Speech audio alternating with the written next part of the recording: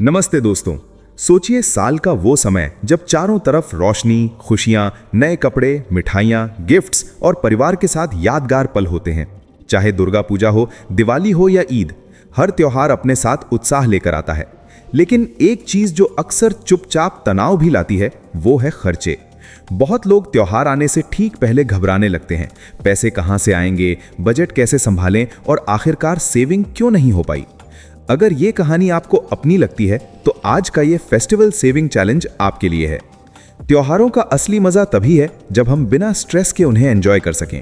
लेकिन सच्चाई ये है कि ज्यादातर लोग साल भर छोटी छोटी फालतू खर्चों में पैसे उड़ा देते हैं और जब बड़ा मौका आता है तब जेब खाली महसूस होती है। इसलिए पहला कदम है माइंडसेट बदलना। सेविंग कोई बड़ी सैलरी वालों का गेम नहीं है, ये आदत का गेम है। आप कितना कमाते हैं उससे ज्यादा फर्क पड़ता है कि आप कितना संभालते हैं। चैलेंज का बेसिक आइडिया बहुत सिंपल है। त्योहार के लिए पैसे आखिरी समय पर नहीं बल्कि पहले से प्लान करके जमा करने हैं। मान लीजिए आपका कोई बड़ा त्योहार 6 महीने बाद है। अगर आपको लगता है कि उस समय लगभग 12,000 रुपए खर्च होंगे तो इसे एक साथ मैनेज करने की जगह हर महीने सिर्फ 2,000 रुपए अलग रखना कहीं आसान होगा। अचानक बड़ा बोझ लेने की जगह छोटा छोटा योगदान करना दिमाग और जेब दोनों के लिए आरामदायक होता है। अब सवाल आता है कि ये पैसे अलग कैसे रखें। सबसे असरदार तरीका है ऑटोमेशन। जैसे ही आपकी इनकम आए उसी दिन एक फिक्स अमाउंट अलग अकाउंट, डिजिटल वॉलेट या रिकरिंग डिपॉजिट में डाल दें। जब सेविंग मैनुअल होती है हम बहाने ढूंढते हैं, जब ऑटोमेटेड होती है तो बहानों की गुंजाइश कम हो जाती है। खुद से पहले सेविंग को पेमेंट की तरह ट्रीट करना शुरू करें। फेस्टिवल सेविंग चैलेंज का दूसरा नियम है त्योहार फंड को अछूत समझें। ये पैसा शॉपिंग, खाने या अचानक मूड खर्चों के लिए नहीं है, ये सिर्फ त्योहार के लिए है।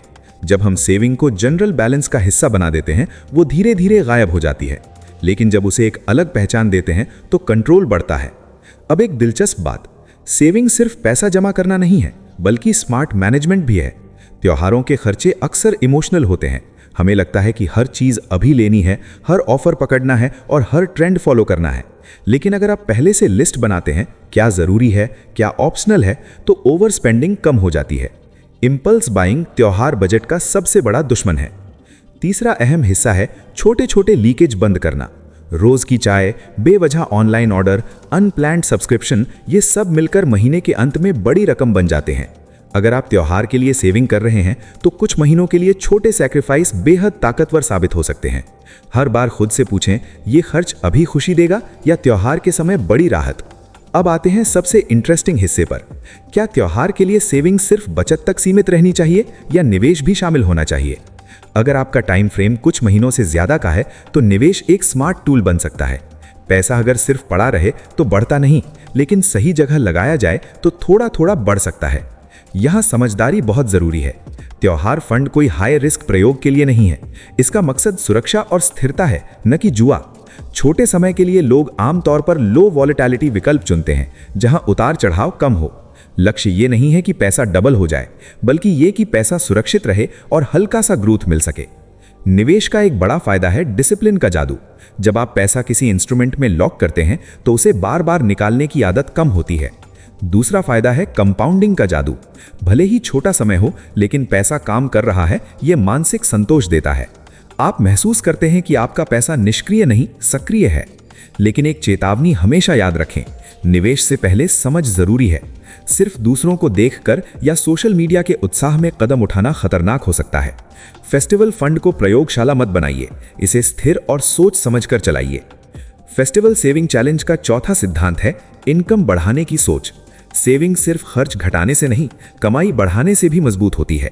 त्योहार के पहले के महीनों में आप छोटे साइड टास्क, फ्रीलांस काम या स्किल बेस्ड एक्टिविटी पर ध्यान दे सकते हैं। अतिरिक्त आय सीधे फेस्टिवल फंड में डालना एक शानदार स्ट्रैटेजी है, क्योंकि इससे आपकी रेगुलर लाइफस्टाइल प्रभावित नहीं होती। पांचवा नियम, तुलना से बचें। त्योहारों में सोशल प्रेशर चरम पर होता है। किसने क्या खरीदा, किसने कितना खर्च किया, ये सब देखकर हम अपनी सीमाएं भूल जाते हैं। लेकिन याद रखिए, असली खुशी दिखावे में नहीं, शांति में है। कर्ज लेकर त्योहार मनाना पल भर की चमक और लंबे समय का तनाव दे सकता है। छठा महत्वपूर्ण पहलू, रिवॉर्ड सिस्टम। अगर आप लगातार सेविंग कर रहे हैं तो खुद को छोटा सा रिवॉर्ड देना मोटिवेशन बढ़ाता है। लेकिन ये रिवॉर्ड प्लान्ड होना चाहिए, ऐसा नहीं कि पूरी सेविंग ही उड़ जाए।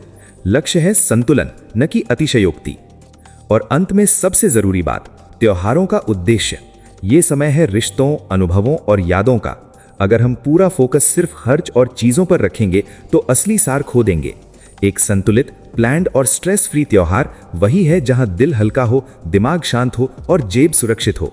तो आज से अपना फेस्टिवल सेविंग चैलेंज शुरू कीजिए। एक छोटा अमाउंट तय कीजिए, उसे ऑटोमेट कीजिए, खर्चों को सजगता से देखिए और अगर समय अनुमति दे तो सुरक्षित निवेश के बारे में सोचिए। कुछ महीनों की समझदारी आपको त्योहार के समय अद्भुत आत्मविश्वास दे सकती है। याद रखिए, त्योहार अचानक नहीं आते, हर साल आते हैं और जो चीज निश्चित है उसके लिए तैयारी भी निश्चित होनी चाहिए। आज की छोटी आदतें कल की बड़ी खुशियों को आसान बनाती हैं।